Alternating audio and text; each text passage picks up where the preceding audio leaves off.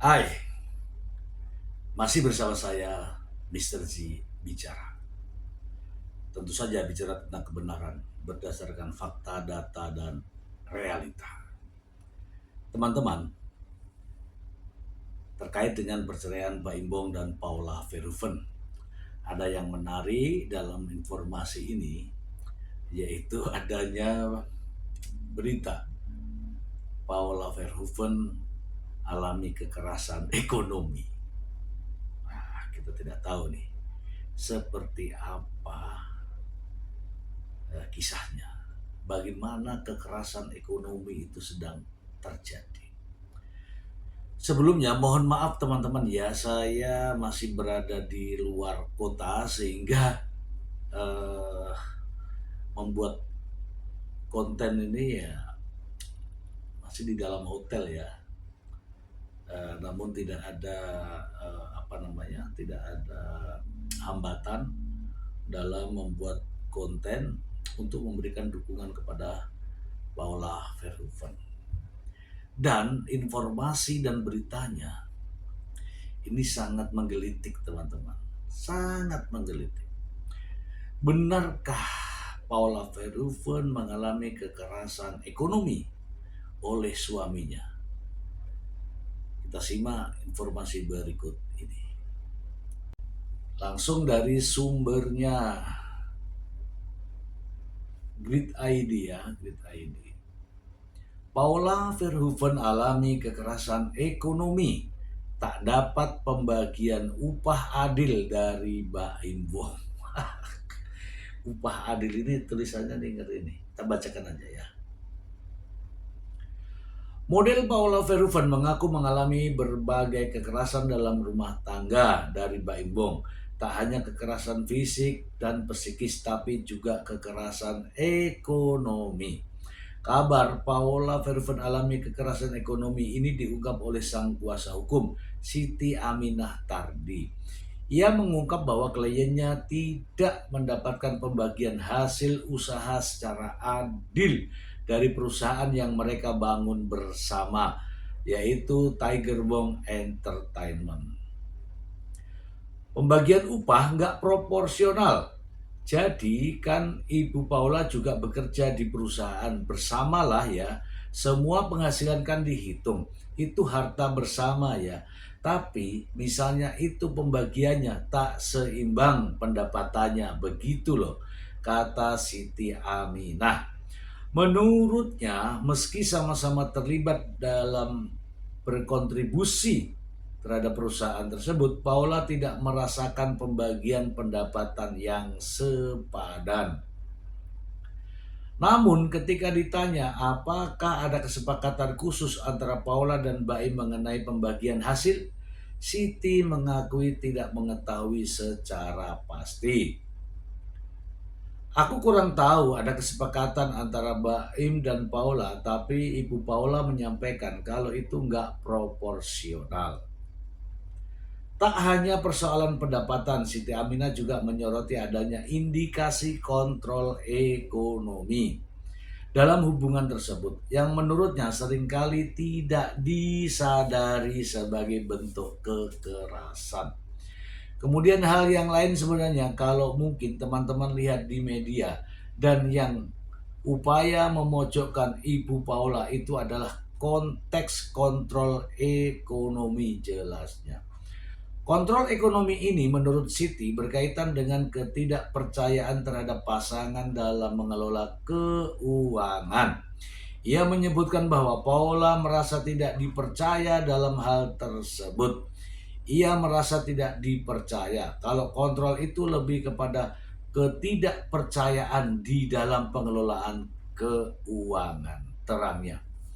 Ia juga menjelaskan bahwa bentuk kontrol ekonomi bisa sangat beragam, termasuk tindakan-tindakan yang tidak tampak sepele seperti memaksa pasangan menunjukkan bukti transaksi atau kwitansi seperti yang dialami oleh Paula Verhoeven. Kontrol ekonomi itu pengertiannya luas sekali, termasuk sebenarnya kontrol ekonomi itu adalah tidak mempercayai, menyalahkan, mengecek, harus menunjukkan kwitansi, dan seterusnya. Itu sebenarnya juga salah satu bentuk kontrol ekonomi. Sebagai informasi, Mbak Imbong dan Paula Verhoeven resmi bercerai pada hari Rabu tanggal 16 April 2025. Dalam putusan cerai, hak asuh kedua anak Mbak Imbong dan Paula jatuh ke tangan bersama. Namun Paula memutuskan untuk mengajukan banding lantaran putusan pengadilan yang menyebutnya istri nusyus atau istri durhaka karena perselingkuhan yang ditudingkan Mbak Imbong kepadanya terbukti. Namun demikian, Paula Verhoeven membantahnya tidak melakukan hubungan perselingkuhan. Paula yang membantah telah berselingkuh pun merasa tidak terima. Tak hanya mengajukan banding, Paula juga membuat aduan ke Komisi Yudisial atas dugaan pelanggaran kode etik yang dilakukan oleh Hakim Pengadilan Agama Jakarta Selatan. Selain itu, Paula juga mengadukan Mbak Imbong ke Komnas Perempuan pada Rabu 30 April 2025 atas kekerasan dalam rumah tangga. Sundari, salah satu komisioner Komnas Perempuan, menyebut Paula datang dan mengadu sambil menangis. Jelasnya. Oke teman-teman, kita bahas ya terkait dengan hal ini ya. Kita bahas. Nah teman-teman, saya pernah menjelaskan kepada teman-teman bahwa kekerasan dalam rumah tangga bukan hanya saja pada kekerasan fisik maupun psikis, namun ada istilah kekerasan seksual, kekerasan dalam rumah tangga dalam bentuk penelantaran rumah tangga. Namun kali ini saya membaca ada penelantaran secara kekerasan secara ekonomi. Nah, saya juga bertanya-tanya ya, mengapa ya begitu detail ya ketika menanyakan belanja istri, sampai ditanya kwitansinya mana, kemudian harga berapa, sehingga kata pengacara tadi mengalami kekerasan ekonomi. Saya itu tidak pernah tahu berapa harga minyak goreng. Saya tidak tahu berapa harga beras, dan saya tidak tahu berapa harga telur. Karena saya semua mempercayakan kepada istri saya untuk membeli semua itu. Dan ketika pulang belanja nih, saya tidak pernah menanyakan berapa harganya, ada kenaikan atau tidak, mana buktinya, dan sebagainya. Ya mungkin saja kalau istri saya tanyakan itu, mungkin juga tersinggung. Sepertinya tidak dipercaya begitu kan. Masa harga-harga masalah dapur misalnya kok sampai ditanyain, kamu nggak percaya ya? Itu juga memicu permasalahan di dalam rumah tangga. Sepertinya kalau kita percaya kepada istri, kita tidak perlulah bertanya berapapun harganya, yang penting kita memberikan uang cukup. Kita tidak perlu lagi tanya berapa harganya, mana kembaliannya, mana kwitansinya, dan sebagainya. Kalau ini benar-benar ditanyakan oleh Mbak Imbong, mungkin ini ya bagi saya ini keterlaluan ya, kalau laki-laki mau ngurusin belanjanya dapur ya. Ya, tetapi inilah cara bagi seseorang. Namun demikian, ini menjadi masalah ketika persoalan ini ternyata ada dalam hukum pidana, yaitu kekerasan dalam rumah tangga dalam bentuk kekerasan ekonomi. Benarkah demikian? Saya tidak tahu ya. Beritanya tadi silakan Anda telaah kembali. Dan teman-teman, saya masih juga memiliki satu buah berita yang sangat menarik ya, dan hal ini terkait dengan updating berita perkembangan dari Paula Verhoeven. Dari mana nih ya? Kita langsung saja ke sumbernya. Dari Kompas.com, perkembangan laporan pelanggaran kode etik di perceraian Paula Verhoeven dan Mbak Imbong. Kita baca ya. Jakarta, Kompas.com, laporan kasus dugaan pelanggaran kode etik dalam sidang perceraian Paula Verhoeven dan Mbak Imbong mulai diperiksa oleh tim Komisi Yudisial. Paula Verhoeven membuat aduan pada KJ tanggal 17 April, sehari setelah putusan cerainya. Ibu dua anak itu merasa sedih karena putusan dari Pengadilan Agama Jakarta Selatan memojokkan dirinya. Paula Verhoeven diperiksa KJ atas laporan tentang dugaan pelanggaran kode etik di Pengadilan Agama Jakarta Selatan. Paula diperiksa bersama dua orang saksi lainnya. Pemeriksaan berlangsung di kantor KJ selama 2 jam. Ada sekitar 20-an pertanyaan yang diajukan dan Ibu Paula menjawab dengan baik dan kemudian melakukan seperti biasanya, jelas Siti Aminah tadi. Proses banding cerai. Selain melaporkan kasus dugaan pelanggaran kode etik, pihak Paula Verhoeven juga tengah menyiapkan banding atas putusan cerai. Siti Aminah membeberkan dalam pekan ini kuasa hukum sudah menyusun kontra memori banding untuk kembali dikirimkan lewat court. Adapun poin-poin yang diajukan dalam banding itu adalah alasan perceraian yang memojokkan Paula Verhoeven. Karena sekali lagi, Ibu Paula memiliki kepentingan agar nama baik, harkat, dan martabatnya sebagai istri dan sebagai perempuan itu dipulihkan, jelasnya.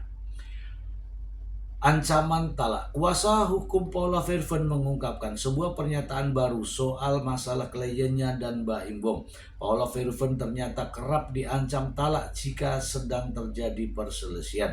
Rekaman talak yang beredar di internet ternyata adalah puncak dari semua ancaman Mbak Imbong terhadap Paula Verhoeven. Tim kuasa hukum Paula Verhoeven menyebut tindakan Mbak Imbong merekam percakapan tersebut sebagai bentuk tindak kekerasan dalam rumah tangga secara psikis. Kita bahas ya teman-teman, kita bahas.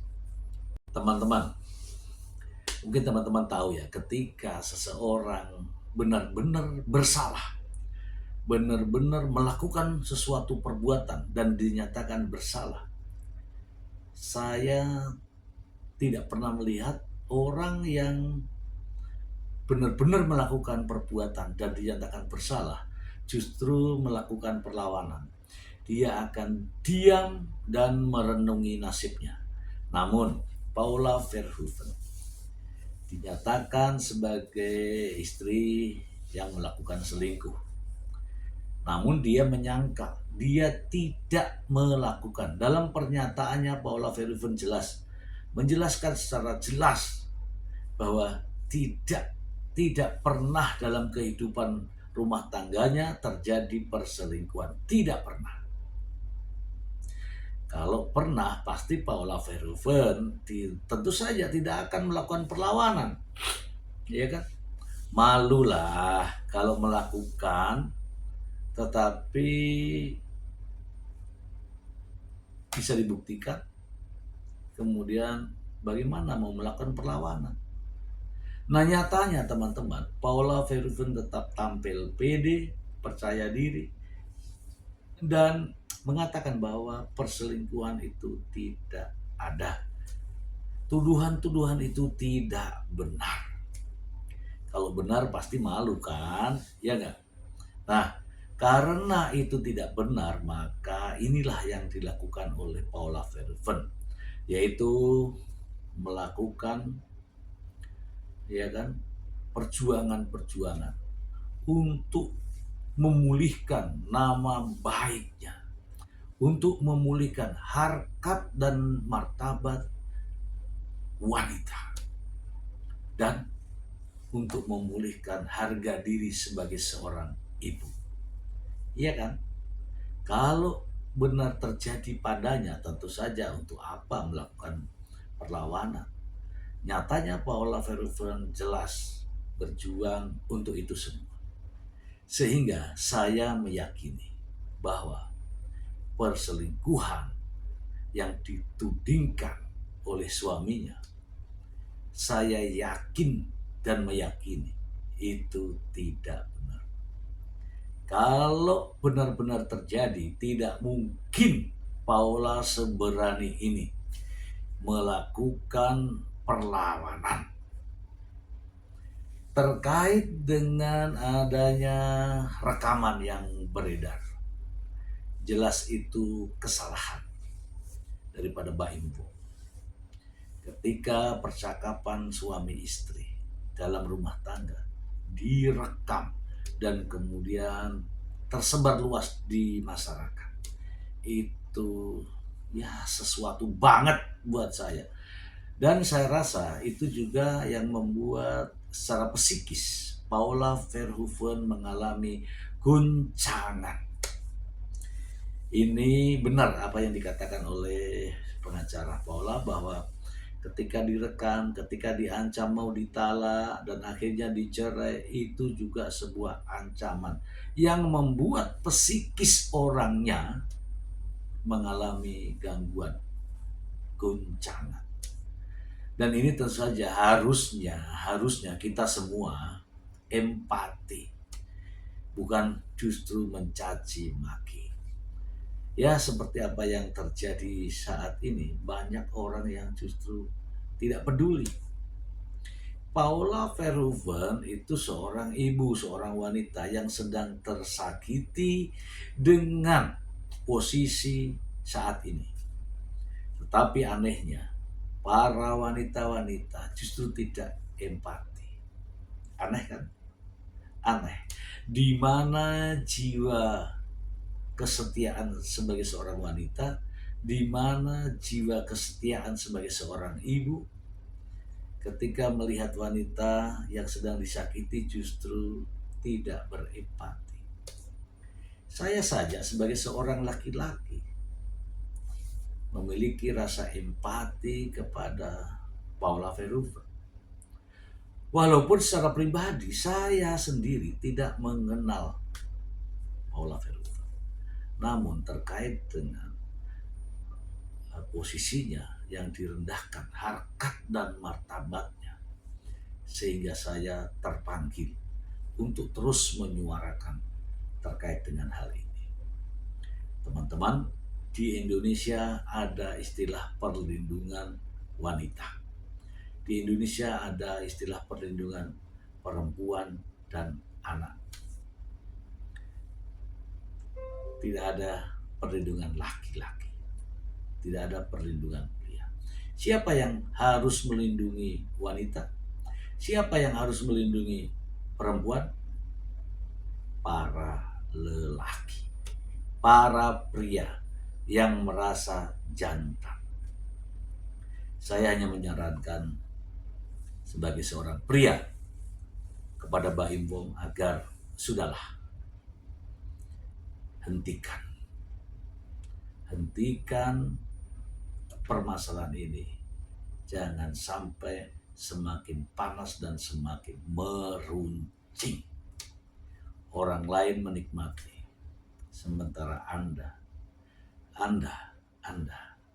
jatuh harga diri. Karena walaupun menang, tapi itu kan lawannya wanita. Walaupun menang, lawan wanita. Kalah, malu, memalukan. Nah, untuk itu ada istilah menang jadi abu, kalah jadi arang, atau sebaliknya, menang jadi arang, kalah jadi abu. Jadi tidak ada manfaatnya apa-apa. Itu saja dari saya. Semoga bermanfaat dan terima kasih. Silahkan Anda komentar di sini.